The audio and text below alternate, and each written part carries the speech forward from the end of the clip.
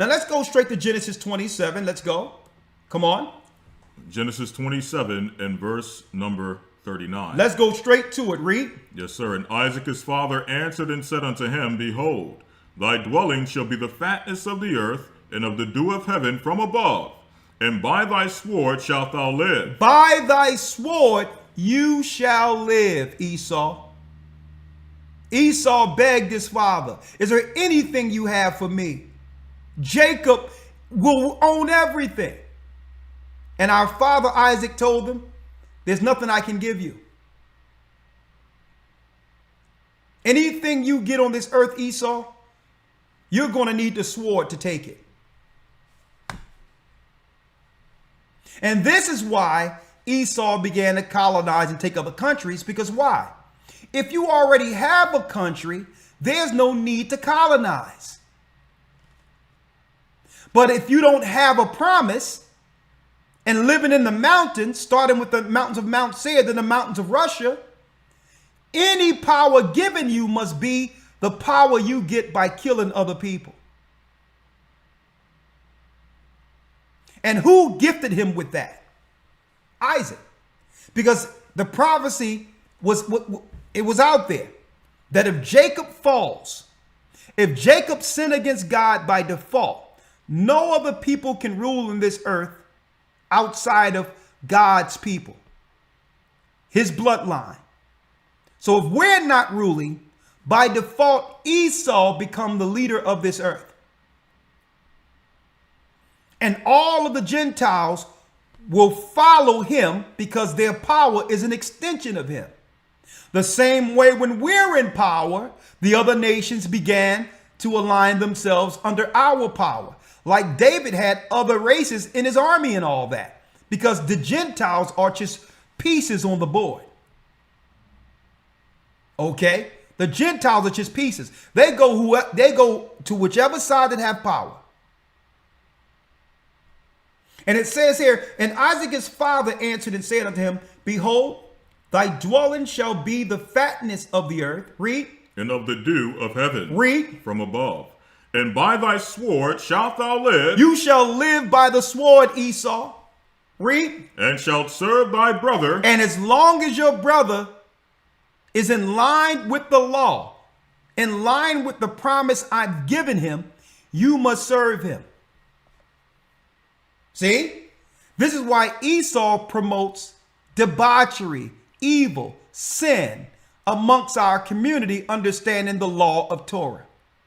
As long as our people are sinning in number, by default, they rule the earth. See, that's the law. That's the rules. As long as we willingly partake of the wrong side of the garden and eat that fruit,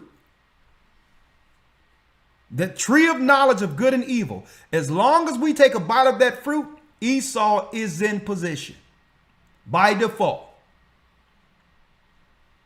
And by thy sword shalt thou live, read. And shall serve thy brother, and it shall come to pass. So you think Esau is trying to give up his power only to serve us? Are you kidding me? Esau would very well destroy the whole earth before he allowed that to happen. He would very well destroy the whole earth before he allowed that. But he know the prophecy. So because he loved ruling, so he think he can sustain his power as long as he can continue to have Israel sin against our God. As long as our people running around like Sexy Red and all these others, and women out there showing themselves as harlots. As long as our brothers following behind the evil.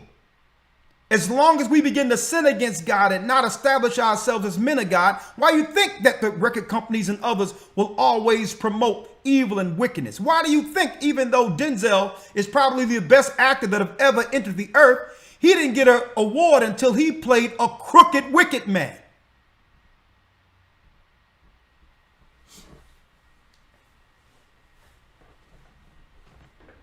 And I need y'all to check that out.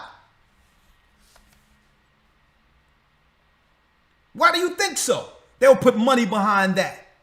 Because as long as we operate under that image, Esau, our big brother, rules by default, and therefore he don't have to utterly destroy the earth. As long as we're sinning, he consolidates and keep power. Hence the reason, the importance of us to come back under our God, our Bible, and get on code according to God's law. Right? Let's finish reading. Yes, sir. And it shall come to pass, when thou shalt have the dominion, that thou shalt break his yoke from off thy neck. And Esau hated Jacob. And Esau did what? And Esau hated Jacob. And Esau hated Jacob. Read. Because of the blessing wherewith he blessed him. Because he knew that the prophecies were etched in stone. Esau hated Jacob. He knew the prophecy that eventually we would have rulership for an eternity. So Esau has bribed all these other nations, East Indians, Arabs, and all of them in alignment together to help him consolidate and keep power. He have always dealt with social engineering, moving people around to align themselves against his only real prophetic threat. His own, and let me tell you, folks, he promised that what? He promised, he hated Jacob, right? And read it, Elder Lawyer. And Esau hated Jacob because of the blessing wherewith his father blessed him. Come on. And Esau said in his heart, the days of mourning for my father are at hand. Read. Then will I slay my brother Jacob. I'm coming after Jacob. I'm coming after you. It's all about power and rulership prophetically, folks. They'll make you believe the Bible doesn't matter, but everything they're doing is to stave off the prophecies in it. They're telling you, oh, I'm an atheist. I don't believe. But guess what? No sooner as they're, amongst themselves, they got our books open. They got that Bible open. Oh, we got to stop Jacob. Oh, Jacob is finding out he's Israel now. His family is doing less crime and evil. We got to do something. They'll tell you they don't believe. But the political construct tells us that they understand the prophecies according to the word. Folks, if they didn't believe, they would not have worked politically to have our Torah and be what? Recognized in the Middle East as the people. But they got people in the Western world believing, who knows whether or not Christ was born? Whoever known whether or not the Israelites existed? They'll say all that crap over here to disrupt our people who are ignorant to the fact that we are the children of Israel. To destabilize us. But they're all up in this book, folks. This book is powerful. And I'm going to use this book to expose them today. Because Esau had a son by the name of Zepho. Speaking of Lawya, right? Because why? The alpha, the emblem I showed y'all earlier. Let's go back to the emblem.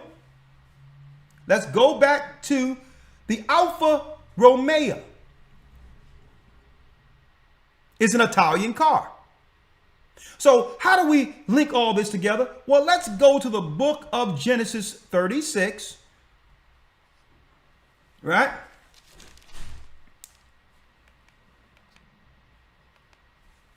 Right?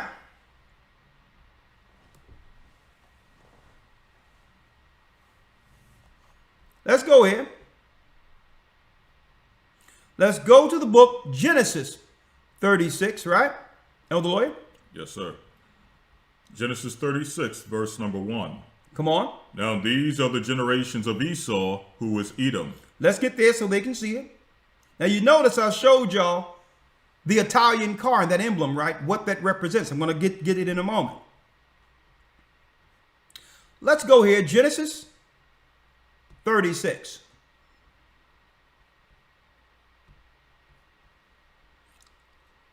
Let's go down to Zepho. Now, matter of fact, let's go to Genesis 36 and 1 first. Genesis 36, verse 1.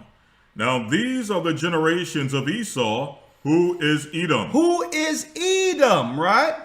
Now, mind you, folks, the Bible stated in prophecy that what? It stated that Esau, that two nations were in the woman's womb. Two nations shall be separated from thy bough. So now, here is when Esau becomes a separate nation. He went into Mount Seir.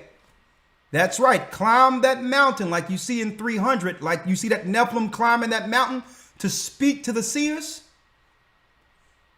Esau climbed the mountain and connected with the serpent, Satan. He says, my brother have the kingdom. Give me power. Give me power to oppose my brother. This is where Satan went to gain power. Mount Seir. You'll never hear anyone, folks, break it down like you get into this today. Because what they'll do is they go and showing Esau, but they don't show the religious connection of how this is where he found Lucifer, Satan, the serpent. This is where he got the blueprint to come against us. The Bible. Is it hard to understand? When it comes to reading the Bible, the first thing that comes to mind is the fact that this is the Word of God. The seals have been broken, and the truth is here. And when we go throughout the scriptures, when we go throughout extra biblical records, we find that the language that God employed, that he used to create the heavens and the earth, was the Hebrew language. Christ said, I came for the lost sheep of the house of Israel. But yet no one, no religious leader, no religious church out there anywhere can now identify the 12 tribes of Israel. Can we? God is quite simple, but it seems as if man makes understanding him hard. What are those mysteries? The truth of your book. And the truth will make you free. The Hebrew and Bible Academy. You're invited.